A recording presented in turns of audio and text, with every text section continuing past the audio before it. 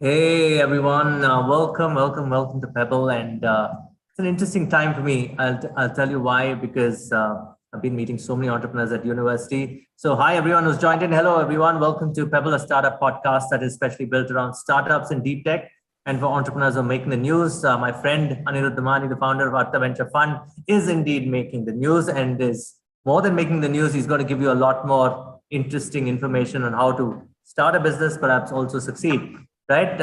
This podcast inspires students in universities, and that's what I intend to do. I'm your host and founder, Vishal Krishna. Anirudh, obviously, is the founder of Artha Venture Fund. He's also interested in renewable energy investments. He's got a lot to tell us. How are you, Anirudh?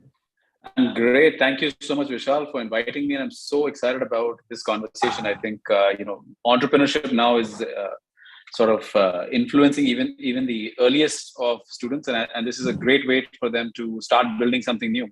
And looking forward to inspiring one mind at a time. No, I kind of like it because just to go back to the backstory, you were really interested in energy in your younger days, and you studied in America. You spent a lot of time there, and then why did you come back to India? Let's start there. Let's talk about the genesis of the fund. By the way, ladies and gentlemen, we have a lot of news about how we exited from Oyo, how we exited from Exotel, Purple, and a couple of other startups. We're going to get into those details too. Anil, let's talk about your education, your early entrepreneurship learning, and when did you come back to India, and why set up the fund? Sure. That's going to take a bit of time, but let me just walk you through this a little bit. I was interested in technology from a very young age. So I was one of those first guys that stood outside VSNL to get, at that time you had to pay 500 rupees and you got a 100 MB recharge at a 32 kbps connection. Okay, now for all the people listening in, obviously this is unbelievable 20 years ago, but this is how India started its journey, or rather 26 years ago on the internet, right? So I was one of those guys.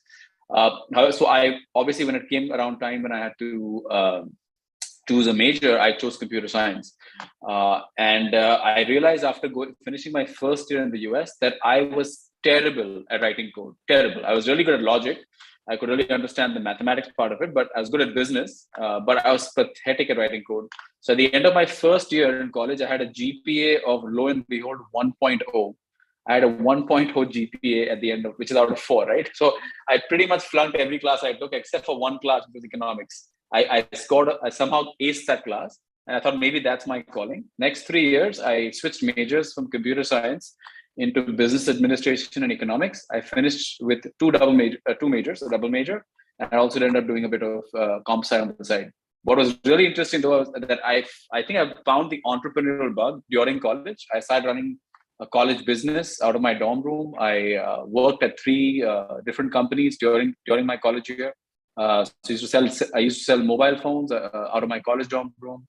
I used to sell jewelry on the weekends. I managed a grocery store or a gas station, and then I also sold for another mobile phone company. So I had a very, very filled 3 years. You work in a gas station, you said. You worked or you managed it?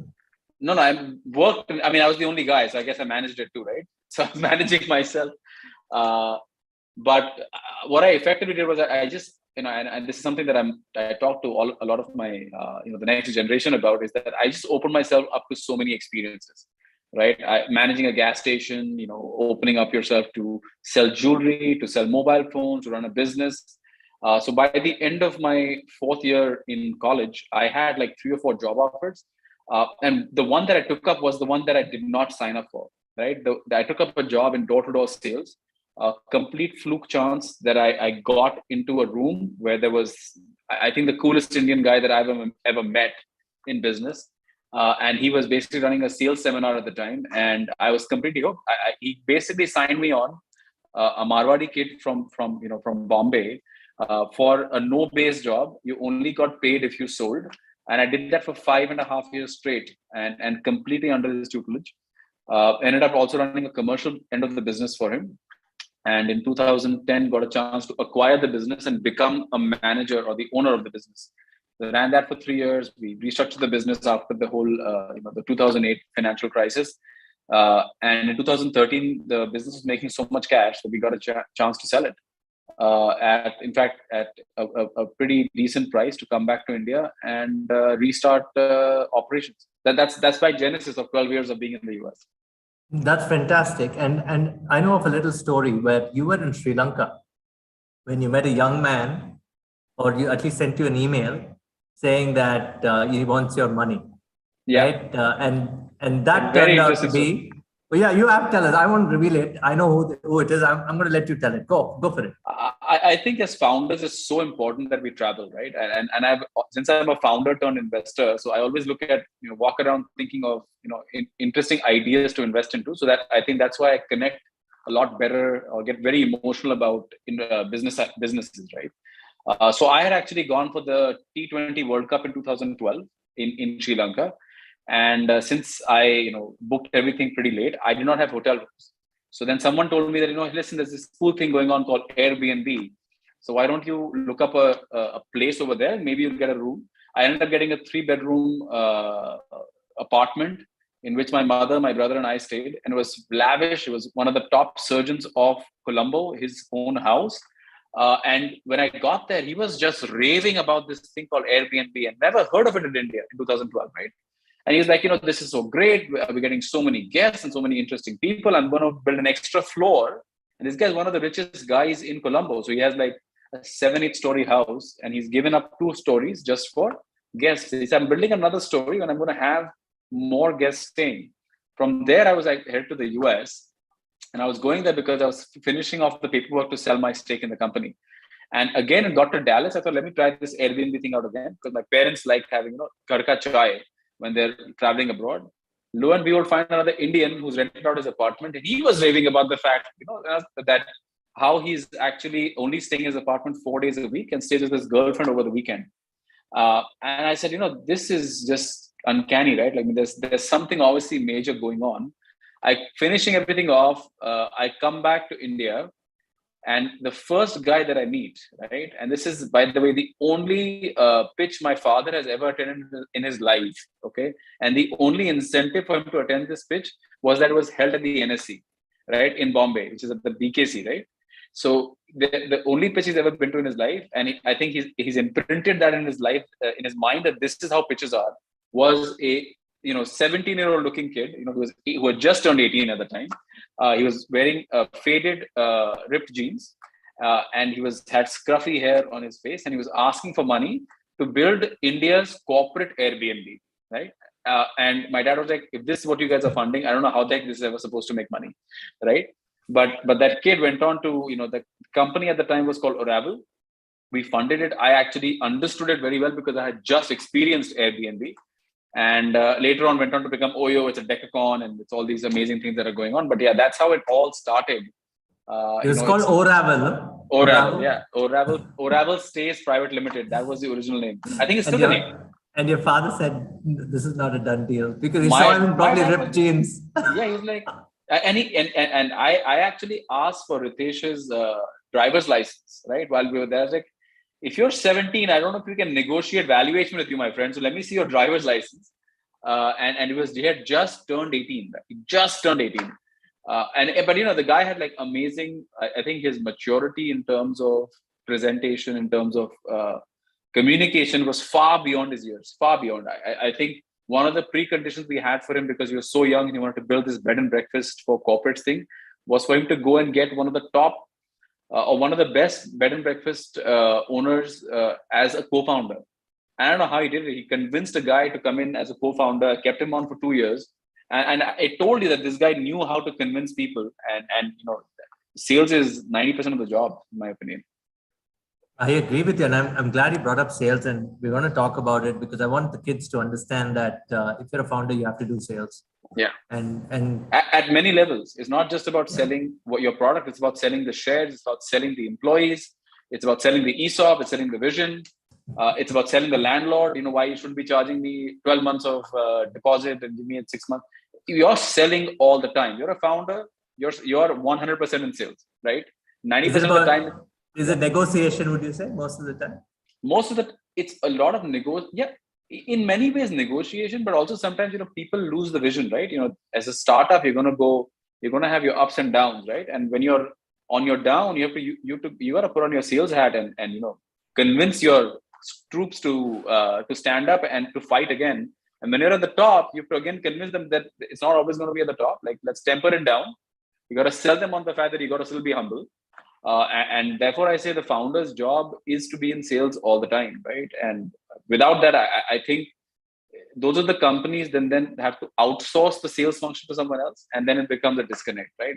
With what the culture you want and what is getting created. You know, what's interesting for me is you see this guy and you bet on him. And ladies and gentlemen, he's at, and Anirudh and his obviously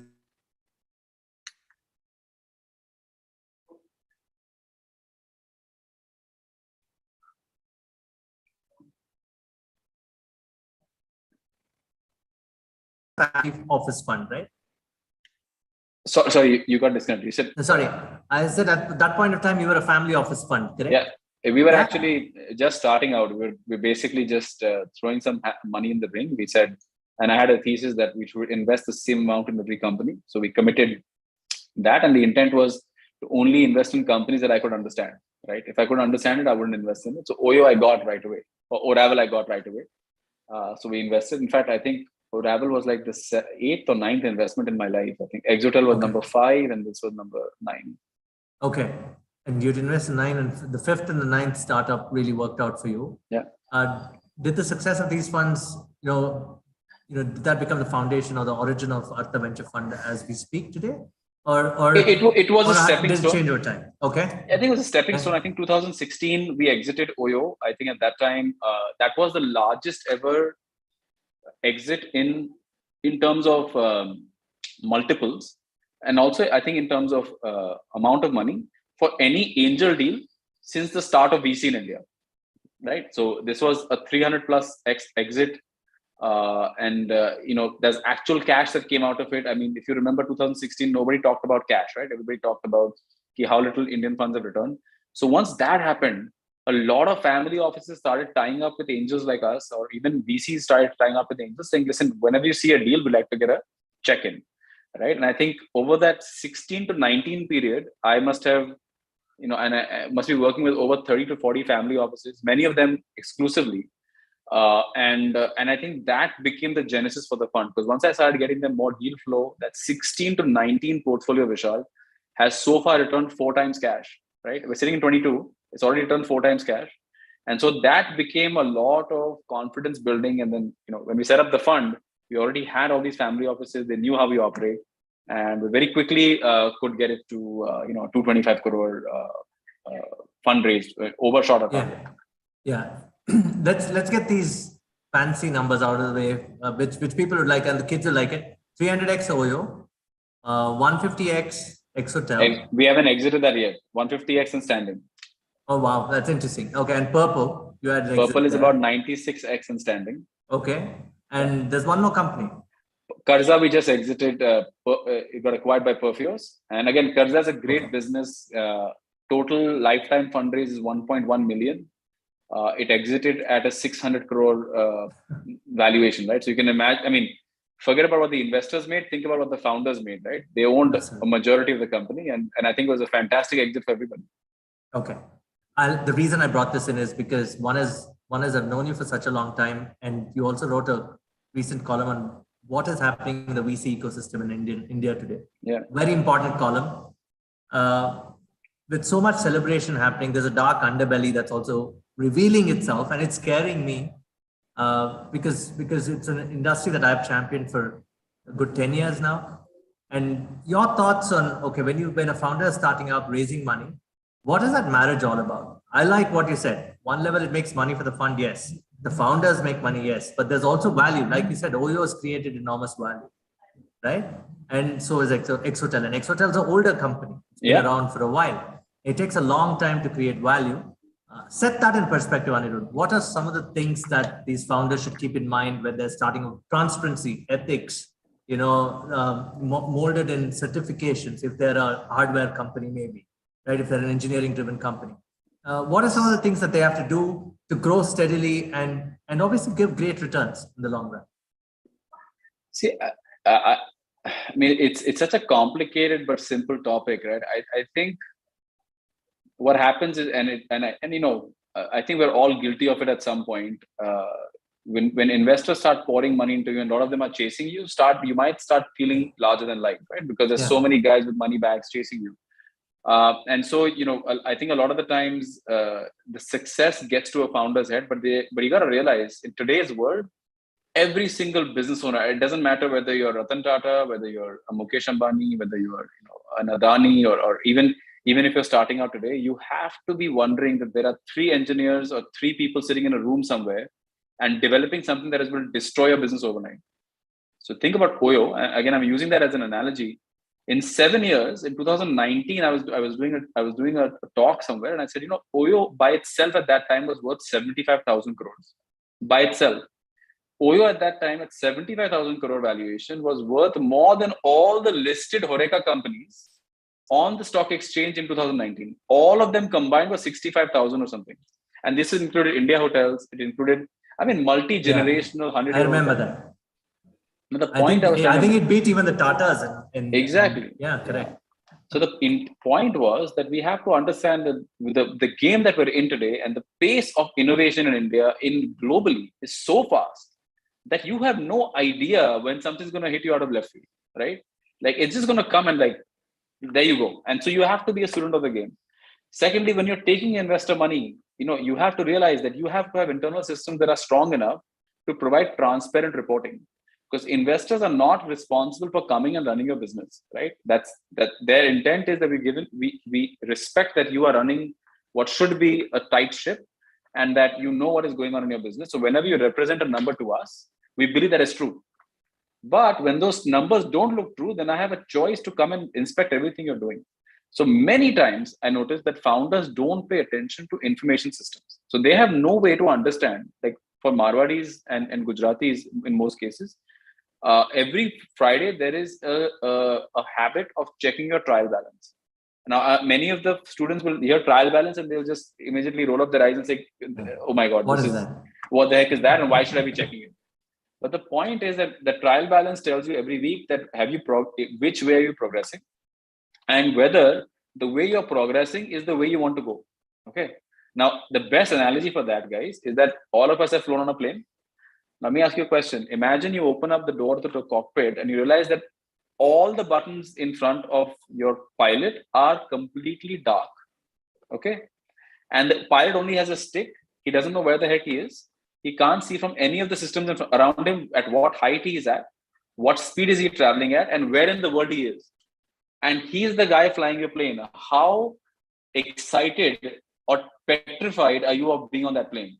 Okay. If he can fly the plane well, I'm okay, as long as he knows how to land it. But I would be petrified if he doesn't know how to operate the other one. The point is, knobs and buttons. So Vishal, remember, none of the systems in front of him are working. So he doesn't even know where the landing strip is at this point, right? That would be petrifying. That would be petrifying. So that's what I'm talking about. Most founders, I believe, and this is, I don't know where this habit comes from, but they don't want to know where they're at. They want to fly blind, and then they wonder why they get smashed into a mountain. Okay, and I'm sort of generalizing here because there are many a fantastic founder who really pay attention to these things. But I believe the best analogy of running a company is like flying a plane. You need to know everything that is going on, because many times the pilot sitting in the front has no idea what's happening with the tail in the back, right? Whether there is the plane has sensors all across it, which tell him what's going on with this massive body that he's flying. But he's sitting in the front of the plane. Imagine if the pilot has to keep running back to check, is the rudder of the plane in the right place? Are the engines actually working? Who's flying the plane all the time? So you have to develop a habit of checking your KPIs at a periodic level. I love seeing them weekly. Maybe you see them once in 10 days. But the point is, you should not be making decisions without verifiable data to know where the heck you're at, where are you headed, and at what speed are you heading wherever you are heading. Anirudh, you're organized, okay? Do you document stuff? Because a lot of the founders that I talk to, especially the engineering guys, they document stuff. They document sales. They document, their code also. They seem to be very organized, right? Is that the stepping stone to success? Because then absolutely. Yeah. Okay. Because see, Yeah. why is the engineer documenting everything? Because he's running multiple processes, right? If you notice how, and again, coming from my failed attempt at computer science, right? You don't write long batches of code in one shot, right? You write them iteratively.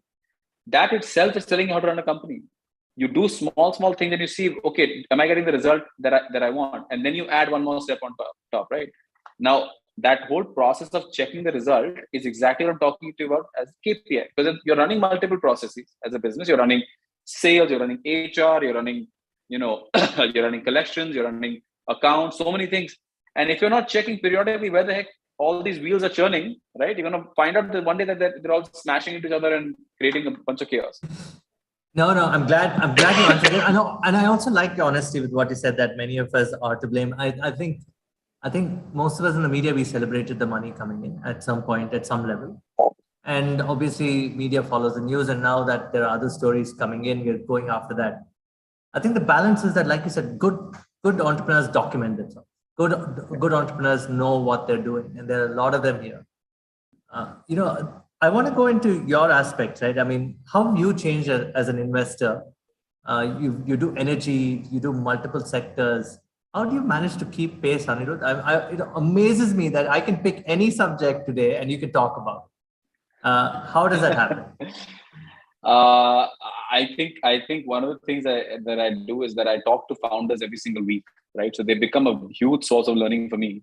And sometimes they hate it, but I think over a period of time they realize the value of these conversations. It's the intent there is not a reporting to me, but more of like, are you reporting to yourself?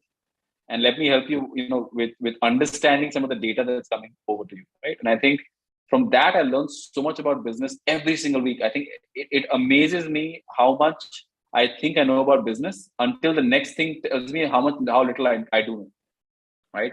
Secondly, I read a lot. Yeah, I think I read a lot. I mean, I usually average a book a month. It's not been that good in the last maybe 24 months because of all these COVID and other matters. But I read a book a month. I usually, you'll find me, researching some topic that comes to my mind, and I don't.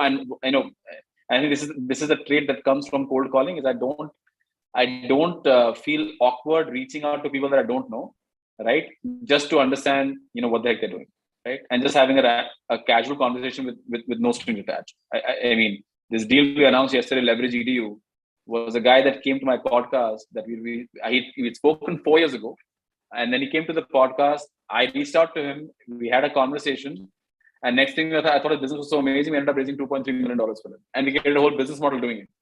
And that's, I think that's how life has sort of evolved. Yeah, I think. And now I just had lunch with him, with Akshay right now. And there's so much to learn from his story. Like, he's talking to so many people and you're learning, okay, this is happening there, this is happening there. You go back, you research, you figure out, oh, wow, I know this is happening. So just be very, very inquisitive. Yeah, I think as long as you keep that mentality that I have a lot to learn and I don't know anything, I think you'll be amazed with the things you learn. Okay.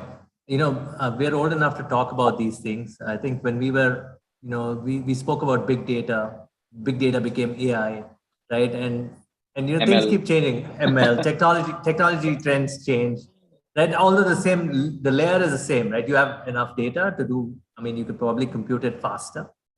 So, a lot of the people that I meet in college, right? They bring out these kind of things. Can I do something with ML? Can I do something in AI? Can I do something in blockchain? I keep telling them that it doesn't matter what technology you use, as long as the use case, somebody pays money for it. Right? That's true. It seems like, it's easy to ask this question or tell them this answer, but they struggle with it. I have startups in college that say that, look, we have great code, but we don't know how to deploy it for the customer. Why is that? Why does that happen? These guys are over productizing something, or is it because they don't know how to sell to a customer? They don't have enough experience to understand what's going on in the industry, or is an industry sales cycle different?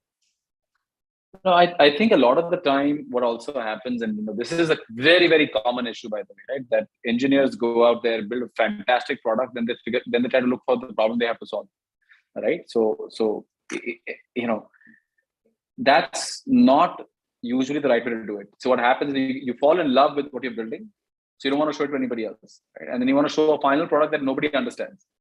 Okay, so the Mona Lisa, right? You're right. Nobody understands the final product, and it's always the Because case. they are not emotionally involved in the entire process, right? You got to get the customer involved from day one. What I have seen, the most brilliant products that have got built and iteratively at that, was something like an exotel, right? You start off with a customer at such a small, with a very simple level, and then you work with them to figure out what are the issues that I need to solve for you, right? And so you iteratively keep building out the product, and over a period of time, because you've got a customer so emotionally involved, there's at least another 100 of them sitting around on the B2B side or the enterprise side, and you can easily sell to them because they'll understand each and every level that is built. So the way to build a B2B SaaS product or a very high tech product, I believe, is that lean startup mentality, right? Like build, get a customer whose problem you're definitely solving, and say, okay, I'll iteratively build this out with you multiple times. We'll do multiple iterations. I'll make sure that the product works for you, right? I'll charge you something much lesser than what I will charge for another customer, but effectively, I am co-building this product with you without, and you're giving me very live feedback of what needs to get done. And you build this process over a period of time. Next thing you know, you've got a customer who's a fan because you built pretty much everything he wanted, and along the way figured out what is that core product that needs to get built, right? You get 6 7 of these guys going at the same time, you've got a product that will work for the industry. So you're saying Now, you have to be okay with iterations, that you go to a client and say, we'll build this, we'll build for you. That's a better way of selling. You otherwise, what happens is that when you build it completely and then you realize, what, I completely forgot that this is because each industry has its nuances, right? We had this one product we built out for driver behavior, right? And which was to track how drivers drive in the country, and then to give them a score and use that score to give them an insurance quote. India doesn't have that yet, but they were trying to build this out. So we started out by. It's a great idea. It's a great idea, Anirudh. I mean, even today, it's very relevant. And the only reason it didn't work about 3-4 years ago. By the way, those guys are part of a much larger startup. The company got acquired, and so Rapido is now the owner of this product, and they're using it for internally verifying who's a better rider and all that. But the way they built that product was so interesting, because instead of trying to build out a whole massively amazing looking product, they go out and they say, okay, they go to one of the largest port operators in India and say, okay, tell me what your problems are. And he said, my biggest problem is that these truckers, they come inside the port and they drive all willy-nilly. Or one of the other problems was they had a car company who was losing cars because the drivers were gunning it between their warehouse and between the boat, right? Where it has to go onto the boat. So they said, can you build me something where I can track which driver is responsible for all these impromptu races that is going on, right? Nice. And then over a period of time, they went out and they stayed at the port and they figured out how the drivers were screwing with the system, and they built a product exactly the way it's supposed to be built, right? And the port operator actually gave them an award because they went 16 months without an incident because of them. But iteratively they figured out the driver is not as savvy as you think he is. He probably just needs one button to start, one button to stop. Where do you put the phone? Where does he actually put the phone when he's driving? So you might build a product, think, oh, everyone's going to put a phone on the dashboard. But guess what? The driver he puts it on the side in that middle console. So you have to now adopt your product to make sure that you can track his driving while not being on the windshield. All these things you only learn when you're building it iteratively. You could have gone out and built an entire product for the windshield and like, oh my God, they don't even use the windshield. Now I got to go back and delete all that code and repurpose my product over here. All that energy spent is wasted. Why do it here?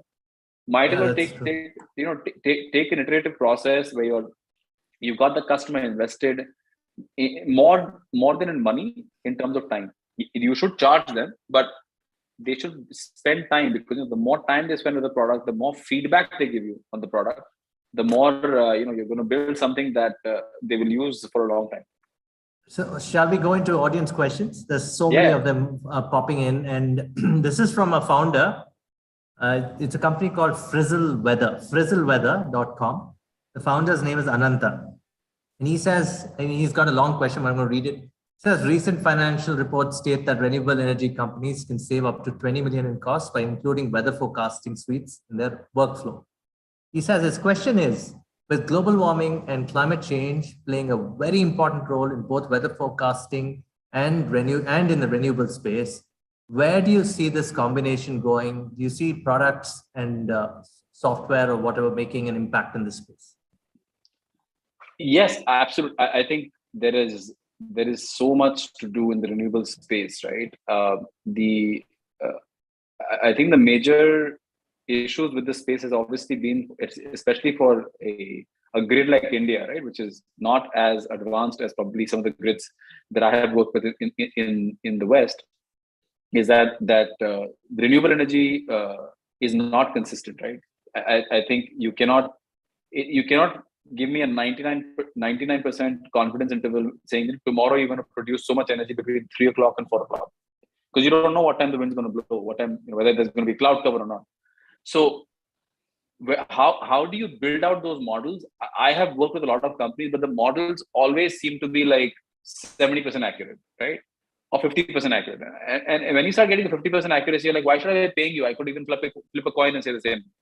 So I think there is a lot of work happening in that area. There's a lot of work that needs to happen in that area.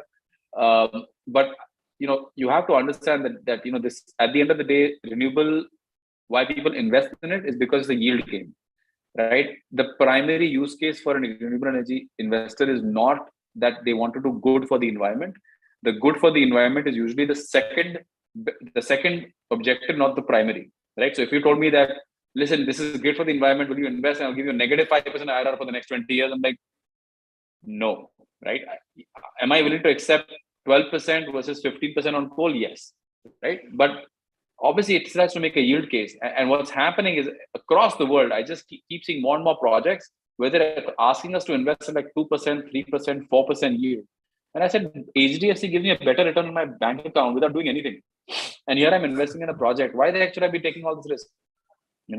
So somewhere or the other, I think there's going to be a bit of a shift in mentality. People are going to understand that renewable is not as easy as it's made out to be. You still have to make a yield.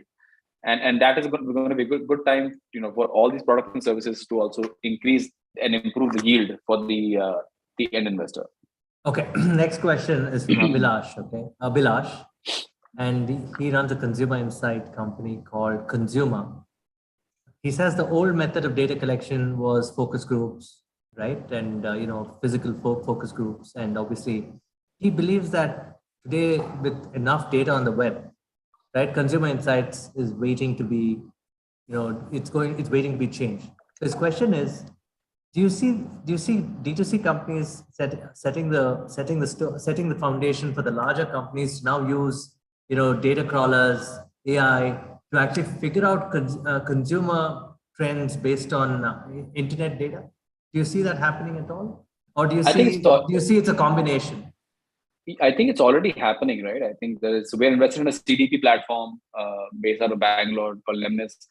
And we're seeing other CDPs also, and I think what's really happening is that they try to figure out, and I think this is also the reason why the Shopifys of the world and the D2C clan is taken off, is because earlier you had Amazon and you had Flipkart and you had some of these companies that held all the data, right? They sold products for you, but you had no idea who bought it. You had no idea what the demographic was. You had no idea where they came from, what they were seeing earlier. Did they buy it because of the discount? All of that was data that Amazon knew or that Flipkart knew, right? So they could forecast trends, not anybody else. Absolutely. They gave you a subset of the data, but that was completely anonymized, right? Now, we've always maintained that D2C companies should sell 40% of their revenues on their own website, right? Because the reason for that is that the real value is the data. The real value is not the sales, right? It is verifiable data that why are people buying? Where are they coming from? What is the kind of combos they want? And if you don't have that, then you're spending lots and lots of money in creating recall, right? I mean, I'm sure you've seen these kind of brands that are actually at the modern retail stores, or even and they have to spend unbelievable amounts of money to create recall, because when the customer comes in, that either you put a guy in that lane selling your product, which is I think the worst use of money. The right? Shop and shop kind of. It's the worst. The burn rates are unbelievable, and And secondly, you still don't know who bought the product, because guess who's got the data? The guy at the counter who's punched in the customer's phone number for the rewards or something. The company knows everything, right? You have no idea what the heck, who you sold to, how many times they come to the store. They know everything. So that's why I say, in my opinion, that you need to have that verifiable data. You need to have, and why the customers are coming, what are you replacing in their life, what were you doing before, what was happening before you existed, and all of that information is not available unless you sell direct to consumer. And direct to consumer, guys, is not selling through Amazon. That I think is still, you could call that another version of modern retail, because you still don't have verifiable data. You're just selling online. That's all it is. But the intent here is that D2C means you got to spend you got to have at least a good chunk of your sales coming from your own website. That's when it is D2C. So that's where these technology tools can help forecast trends. It can help. Yeah. Okay, great. I just want to bring in this analogy, right? I mean, when we meet all the Marwadi uncles who ran shops, sari shops and all that, and they'll tell you that they did not make money from the saris per se, but they made money from the lingerie at the exit. They'd have those stories, that gave them better margins. It's interesting how that insight's been built in. It's because they are looking at, like you said, they're looking at their cash and what makes, how should the technology entrepreneur look at these kind of things? How will they know? I mean, because they're engineers again. Should they partner with a person like such uncles or people who have worked in these businesses? See, I think you have to have a well-balanced team, right? I think, and I've seen this many times, that, engineering founders know how to hire engineers. And they either hate sales founders or hate salespeople, or are very petrified of them because they don't know how to interview them, right? If you talk C++ or you speak Java or one of these, I'm sorry, I'm like I said, I'm very dated in my Python, let's say Python. Yeah, let's say Python, yeah, or R, whatever, right? So if you're speaking that language with a sales guy, there is no commonality, because guess what? The sales guy doesn't know what the heck you're talking about, right? And you have no idea what they're talking about. You've got a French guy talking to a Greek person. They both think they're communicating, but nothing's really happening, right? So what happens is that to build that, and then you end up building, and I've seen this again, it's very funny that certain engineering companies will hire engineers as salespeople because they're the weakest engineers, right? And they say, okay, maybe we're just going to be good at sales. That's not how it works. You have to bring in the people that know how to sell your product, and you got to have that balance in the founding team itself. So if you have a lot of engineers and you don't see somebody who can sell the product, who can sell the company, you got to go out and get somebody you're not comfortable with, right? And bring that guy onto the team. When you realize that you got a good engineer, you got a good business person, the company is going to grow very quickly. You have nobody on the operating side, so you have no idea how this whole operation is going to work. Then you bring in a CEO, right? And you bring somebody in, and you have to, if you don't have that balance right at the top, you end up building companies that are very lopsided. They build great engineering products, but nobody knows how to sell them. Okay. Nobody knows how to talk to customers. Okay. This is a question from Gaurav, and he says, what are some of the sectors that you are currently interested in? Because you've been sector agnostic. What are some of the sectors that didn't play out for you? That's the question from Gaurav. And I'm going to follow it up with, because it's related. Atul asks, what is the first thing that you look for in a startup founder, going by your OYO experience? So in terms of sectors, sector agnostic would be thematic investors. So I think if you look at what we've been investing in recently, we're looking at a lot of direct to consumer. We're looking at, but we're also very aggressively looking at the direct to consumer enablers ecosystem. So we're looking at companies that can enable D2C companies reach out to customers, improve efficiencies, either on the operating side, on the distribution side, and also improve throughput. I think a third thing that we're looking at is B2B SaaS. I think that's been a feature of the portfolio for the last 10 years. We're now looking at blockchain more seriously from India. I've done blockchain crypto around the world, but India hasn't really been part of the portfolio, but more with the recent movement from the government, I'm a bit more comfortable looking at the space. So those are I would say those are the high level themes that we're looking at playing out. Something that didn't play out very well. That's a tough one. That's a tough one. EdTech. I think EdTech was the one that didn't play out. I think we did a bunch of companies in that space very early, but we realized that selling to colleges and that selling to schools, while there's a lot of money being pushed there, it's not that easy to sell to them, right? And plus, Okay. you can sell, but recovering money from them is a whole different ordeal altogether, right? You can't really sue a school to get your money back. So that all of that creates a lot of financial pressure on the company. I think that one definitely was a big learning, and I think also in logistics, we didn't do too many logistics companies, but logistics we learned a lesson again that the ecosystem works in a very different way, right? It's a very heavy working capital business. It's not really a tech business. People keep calling it tech. It's actually all about working capital. Operations, And so the bigger you grow, the more money you need, and that becomes a bit of a drain. And what I look for in a founder, see, I'm trying to look for a founder who can explain his business to me without me having to understand it, right? And what I mean by that is that they should be able to explain their business to me in a paragraph or less, right? And it doesn't have to be so complicated that it takes me, an entire hour to understand what the business is. And I put that onus on the founder because I always believe the founder is smarter than me. So my job is to really figure out 3 reasons why I should be not doing the deal, then trying to figure out 3 reasons I should be doing the deal, right? I should be doing every deal, but you're going to give me 3 reasons why I can't, right? So, and that's what I keep figuring out. So I always look at it from that lens. Tell me how you are the expert on this, on your own business versus, me. And I look for that in a founder. Okay, great point. This is a question from Abhilash again, and he says, what advice would you give to founders who are trying to raise funding in times of crisis? Crisis could be they're running out of cash. Yeah. No, it's a difficult one. I think when you're running out of, so first of all, I would try to find a way to get my customer to pay for some of it, right? Obviously, your customer's coming to you for some reason.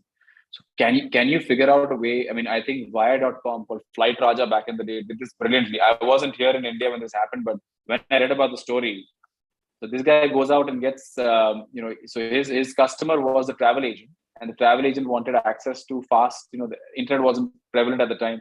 So he goes out and says, okay, all the agents give me a 2 lakh rupee deposit, and I'll give you a fast internet connection and access to corporate portals, a corporate connection to these airline companies.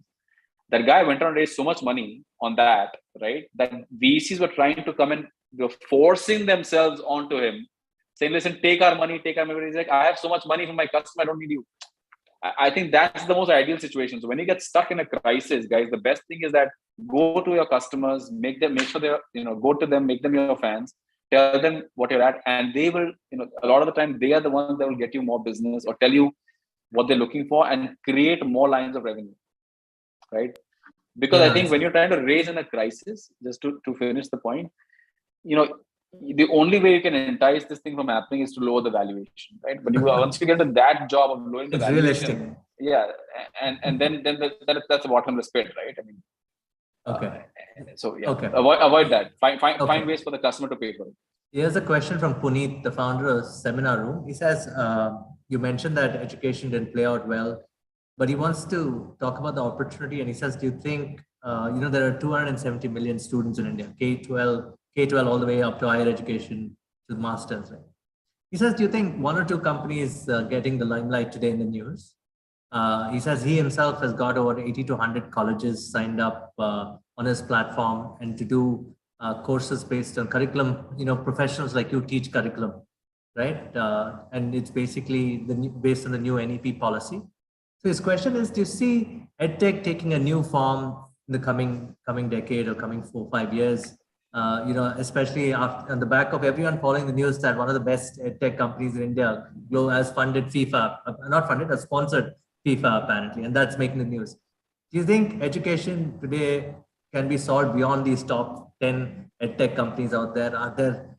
Is there a space for other startups? Again, I think forward-looking, I'm not sure what is required, but it's definitely is required, right?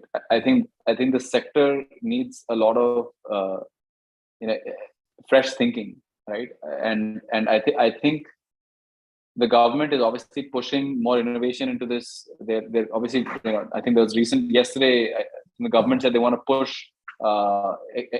education investment as a part of GDP at 6%, right? Which is a pretty hefty target. I think these are all very positive signs, right?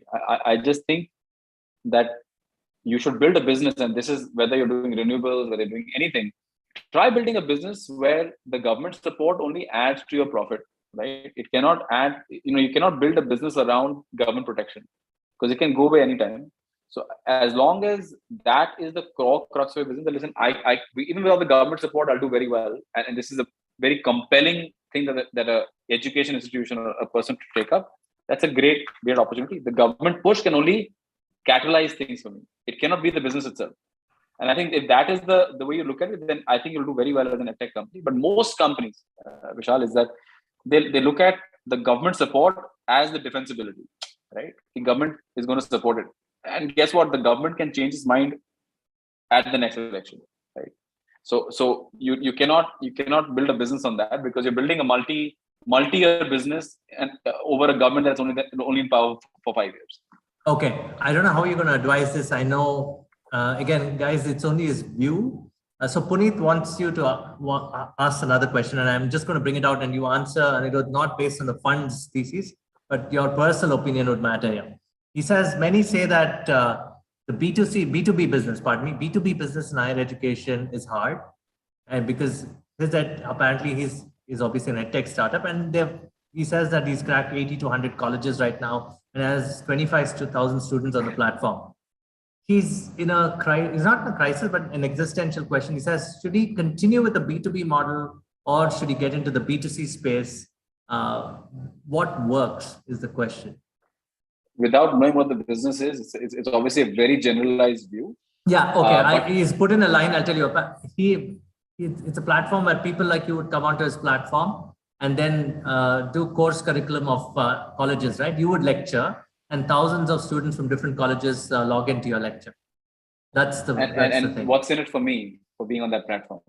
Perhaps you're rewarded. I think he's just put it, and he says you'll be compensated either by the university, and obviously the university charges the students apparently.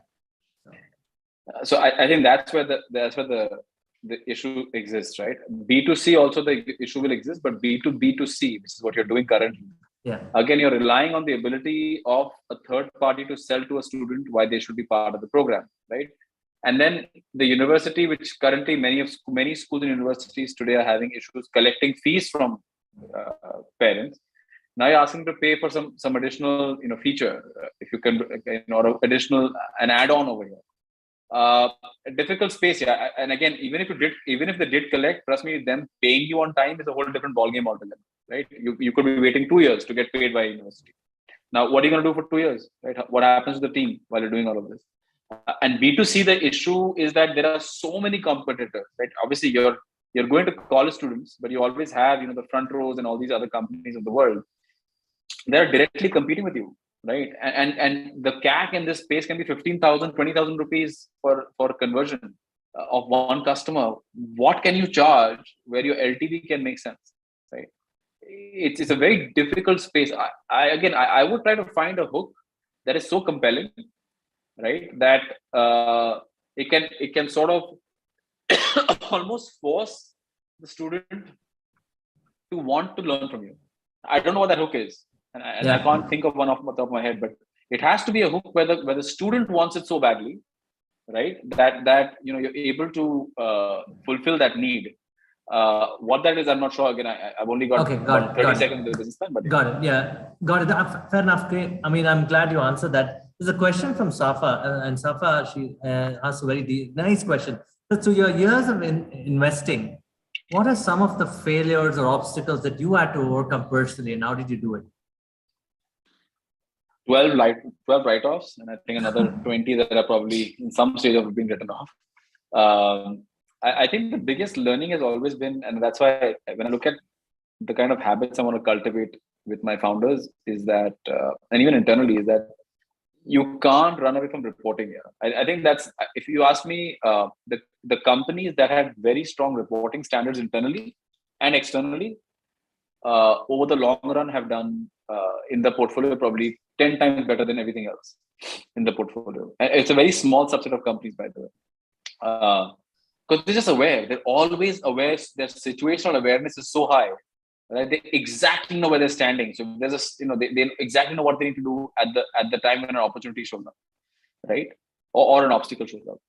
I think that's one. I think second is the importance of culture, right? You have to figure out, and very early this sometimes doesn't really come out, but what is the kind of culture that is getting built in the organization? It'll tell you how big the organization is going to get, right? So if the organization is all about that top one leader and that everything is just, you bow down to him, all the approvals are happening by one person, you know that there is going to be at some point the ability of that founder to continue, answering to everyone is going to get stunted, right? And then the business gets stunted. So what is that attitude they're building with? And I think third is that, like I said, how simple is the business that in the founder's head? What the business is complicated is a different thing. But when you talk to the founder, can he explain to you the business in 30 seconds? Right? Ki main ye kar raha hu. If he can't do that, then trust me, he himself doesn't know what the business is in. Right? Wow. Or she is in, for that matter. Right? So I think you have very, very simple filters in life. I think you try to complicate all these things by saying, like I tell people that are now in the stock market who want to come into investing, and they're like, "Arey, pata nahi startup mein kya hota hai?" It's like, it's so simple, boss. It's the same thing as a listed company. It's just that the shares are not listed on the exchange. Everyone's building a business. And I said, you guys know how to build it. You're just so scared of this whole damn thing. Just come and sit through a pitch and realize what they're doing. And so it's you're the same right. thing. Just face your fears. Yeah. Absolutely. There are fundamentals in this business too. You're just that you're investing early and giving it a timeline of 5 to 6 years, right? But exactly. People are scared. Yeah. People, and I think that's why founders are scared to read their KPIs, because I don't know what they think is going to be in that KPI statement, but they get so scared giving an MIS, giving an investor update. There's nothing to be scared about. We're already invested, right? So, Abhi, the electricity consumption in a house after I'm staying in it, it doesn't really matter. I'm already staying in it, so I might as well pay for it. So you might as well tell me what I'm consuming in a month. So I think that's the way founders should see it. You should see your investor as an ally and not as a foe. They're here to help you out. They're already invested in your business. There's no intent for them to screw you, because it doesn't make sense. You screw you, they screw the business, right? But the point is, if you don't tell them your trouble, you go to the doctor and say, "Listen, figure out what's wrong with me." Doctor's going to take 10 hours to figure it out, right? Go and say, "This is my tooth is aching, or my back is aching." He can at least start with a reference point. And I think, many times I think founders want to question the intelligence of the investor by saying, "Here, I have no information, but tell me what I'm doing." Okay. Here's a nice question from Suresh. He asked, when you invested in Ritesh, how was it like working with them till you exited? Obviously, he was a college kid. You had that bit of confidence to invest in him in the first pitch, right? How was it like working with him, and what were some of the learnings from him? I think obviously he was somebody that came from very little background in business, right? I mean, barely 18 years old. I think he built the business as he went along, right? I think Dharmil, I done a podcast with him. He said it's best, sometimes when you're building such a fast-paced business, you start off on a bicycle, right? Or so actually, you start off walking, you ride a bicycle and start building a car while you're riding the bicycle, right? And I think that's how he built the business. What I always appreciated about Ritesh was that he had an uncanny calmness about him, right? It didn't matter how the business was doing, good or bad. He was always seemed to be situationally aware and in control of the business, right? And that gave a lot of confidence, just to know that there was, even though he was 19 or 20 years old, there was a guy who knew what the heck is going on, right? And I think that confidence really paid off, right? If you look at the kind of investors he could attract, and he could continue raising and attracting better and better investors, was because he always had that aura and impression that first of all, he was able to recruit people that were better than him in many areas of the business. So he continued being a founder, but he recruited the CEO of Indigo Airlines. He recruited an amazing team. He figured out how to keep them together, right? And then he figured out how to go after a global play by stitching up partnerships across the globe. All of that from a guy that never went to college, right? Wow. And I think that ability, that calmness, that foresight, and that knowing that that I don't have these skills, so I got to import them, right? that was so critical in him building this business. I don't think we appreciate all the things and all the nuances of that of Oyo, because there's so much more than just a 17, 18-year-old guy building Decacon. Was he a first generation entrepreneur? Did he have a background? Not much of a background. I think he was. He came. I think came from very modest upbringing, but a very keen desire. I think very humble. By the way, I think the last time I saw him was in an event in Udaipur, and he was one of the obviously chief guest and Decacon founder. When he saw me in the room, he made it a point to walk across and shake hands, right? And we were exited 3 years there. He had no reason to even remember who I was. But it tells you the humility of the man, that in the middle of being a chief guest at an event, you still find a way to appreciate or at least acknowledge that someone's in the room. That's also about you, right, Anirudh? You bring that to the table as an investor. You call the shots in a sense that you expect the same sort of humility from others. That's because that's the kind of person you are. But because you brought that subject of humility, and I want all the student founders to understand this, that humility is a personal choice, or do some people really lose their shit once they see money? I've seen that personally as a journalist, right? There's no way you can stop that, can you? If you built the business with the intention of money, then you can't stop it, right? I think the best founders are the ones that for them, and I see this a lot in Israeli companies also. India also has it, but Israeli companies have a lot. That they're not there to build unicorns. They see the world in a different way, and they're there to make sure that the world, whatever problems they see in the world, they're solving that, right? So their entire passion, their entire energy goes into building what will align with their worldview or their own worldview. And I think that passion that they have is the one that keeps them working 20 hours a day and they don't get tired, right? They can talk about that subject of their company and what they're doing for hours and weeks and months, and that doesn't tire them out. I think that's when money doesn't really matter. Money is just a medium to get you faster to where you want to go. And when you keep looking at money that way, right, versus money is the reason of my existence, right? A lot of the time, people raising a seed round is validation of the business model, and it's not, right. It's just saying that somebody thinks that you might be able to achieve something, and we're giving you money to get there, right. I think when you have that difference in attitude towards why you're raising money or why the money is required or why you are in business, when that difference is that when that difference exists, then you see that people that are only in business because of the fame and because you want to be the boss and you want to have your name and founder and CEO written on the bottom of it, then you see them when they get some money, then everything, because then they wear that crown on their head. And versus the guy that is really after the passion, when he gets the money, he goes out and acquires a team, he goes and acquires the things he needs to continue building and get where he wants to go. Right? All that stuff will wait when I'm done with my vision building, when I'm done with what I'm trying to build for the world, then I'll celebrate. And I think that's the difference between the two mindsets. Okay. I'm going to end with two questions from two students, and they're important questions and beautiful questions because of your brevity of thought. And this is Shefali's question, and Shefali says, do you approximate a rate of return while investing in a startup? Because you're always thinking about how the market or the trend's moving, right? Do you have an IRR in mind already? Do you think like that? Or do you just say that, okay, this guy's onto something, this girl is onto something?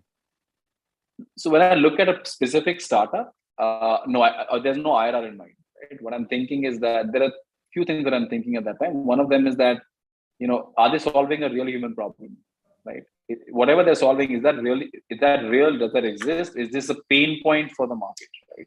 That's one. Secondly, I try to figure out, can they build this at a price at which others will buy and which is profitable, right? It's very easy to, I could take this airport and start selling it at 10 rupees, and I'm sure many people will buy it, but I'm buying it 15,000, right? So it doesn't really, I'm going to lose as a business. So it has to be, scalable unit economics, which are positive. And then I really want to, make sure there is enough of a moat, right? And that you become number one or two in your category, right? These are like some of the filters that go through my mind first. Because in India, India is such a market, Vishal, and you've seen this over 10, 12 years of being in this space. Number 1 or 2 कुछ याद करते हैं, बाकी सबको भूल जाते हैं, right? If you ask me which are the top 2 cab companies of India, Ola and Uber, right? Meru was the first one who came, nobody remembers. Mega, Tega, pata nahi kya, sab kitne sare naam aa gaye. Book My Cab, nobody remembers, right? India is a very clear number 1 or 2 takes 85%, 90% of the visibility of the business, of the profits, and of the funding, for that matter. So I think that mindset has to be that whatever I'm building, I'll figure out a micro niche for myself where I can be number 1 or 2. If I can do that, trust me, you can make a lot of money in India as a business, as a funded company. So I think that definitely is there. So, and if all that happens, I just want to make sure that I have enough equity holding in a company that I can make a sizable return for my risk. That is how I look at a startup. But as a portfolio, and I'll end with this, because startup investing is in portfolios, not in startups, right? What I'm very clear about is in the same period, for that startup portfolio that I built, am I beating the NSE 500 by at least 3 times? 3x. One of the risk is not getting paid for, right?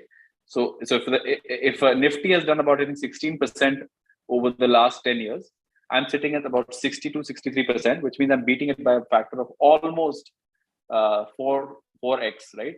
Which is my threshold, right? If I'm beating it more than 3x, I'm doing very well. Okay, last question. This is from Shreya. She says, okay, you said you were never a good student, but you turned up all right. So were there some of the activities that you did in college that helped you to become what you are? I actually was a very busy person in college. I had a fantastic social life, right? I had a huge group of friends. I traveled a lot. I ran a business and I did 3 jobs and I did double major all at the same time. So I just, like I said, what I realized, and again, this is in hindsight, this wasn't an active thought at the time. I was too young to have active thoughts at that time. But my thought, I think I just exposed myself to so many experiences at that time, right? I mean, I dated a lot. I don't think I dated a lot in India before that. I made a lot of friends from across the world. I went to a lot of countries. I took up random courses in college. Like I said, I sold jewelry why would I be selling jewelry? There's no reason to sell jewelry. And all of that, I think, gave me experiences that later on in life, right? Today I can rely on those and say, you know what, I did that, and I know exactly how that works. And I can tell you because I personally went through it, X, Y, Z. So I think that to all the students, whether you have a business idea or not, try to figure out and expose yourself to things that you're not good at, right? For example, and this is something, try this. If you normally brush with your right hand every day, tomorrow morning, try brushing with your left hand and see how difficult it is, right? And that'll be an experience. But you got to do things, and because you're so young today, all of you, and even us, right? But I mean, we're barely in our 30s and 40s. There's a huge world ahead of us. We're going to live for 85, 90 years. We have to experience multiple things. So put yourself out there to experience, put yourself out there to fail, learn from the failures, and you figure out success. Okay. There's so many questions, guys. I can't ask. Perhaps one last question. This is from a student who's building, a bunch of students are building wearables for pets and to increase their longevity. Pet longevity is a big thing in the US. Can that work in India? They're the founders of Fond. They're saying, can they actually, they're gathering a lot of data of pets today. Do you see such kind of wearables for pets and data around businesses going into pet healthcare? Do you think it's going to be a novel subject in India that can be funded and can be a D2C business as well? Absolutely. I think in fact, if you look at pet ownership in India, it's been going up quite significantly. It's also a function of the fact that India is adding so many million of people to the middle class every single year. However, you got to figure out here, I think the price point that someone's willing to pay, right, in India may not be the same as the US. So it cannot be a cookie cutter thing, that is same to the US. So you have to figure that out. Remember, most of the time, especially in middle class families, it's not the family that is taking care of the pet. There's usually somebody else in the household that works for them. It's the housekeeper. Taking care of it, right? So unlike the US, where you'll have a specific family taking care of the dog and everything else. So I think you have to have that kind of. You have to remember that you can't just take something from the US and plant it in India and work. There's there is a bit of a difference over here. And I think as long as you can understand the nuances, see, McDonald's had to build the aloo tikki burger to win India, right? So if that they had to do it, trust me, you have to build your aloo tikki version of the wearable. And even KFC changed its menu. Pizza Hut changed its menu. Exactly. Can you remember Pizza Hut as an all vegetarian restaurant in Ahmedabad? So you can't take US models and just put them here. Look at your aloo tikki version of the business model for India, and you'll definitely do well. So, my dear students, this is and ladies and gentlemen who've been on this YouTube live podcast. Thank you for being on Pebble. Thanks to the Center of Innovation and the ESL at PS University as well. This is Anirudh A Damani, the founder of Artha Venture Fund. Where do they reach out to you if they have to write to your fund? Where do they write? Contact at artha.vc, or where do they? So the best way to reach out to us is using prospects at artha.vc, right, for your business plans. But do know we need someone to reference you to us. So if you know Vishal, best person is that CC Vishal on that email. and you're going to flood me now. It's easier than me getting flooded. Okay, great. I'll make my best, guys, to review your business models and set it up to for sure. Yeah. Anirudh, you've been lovely. Thank you to you and your team, and look forward to hosting you soon in Bangalore. Absolutely, I'll be there shortly, very shortly. Done. Thank you, thank you, everybody. I'll see you in a bit. Bye, bye, everyone. That's a take.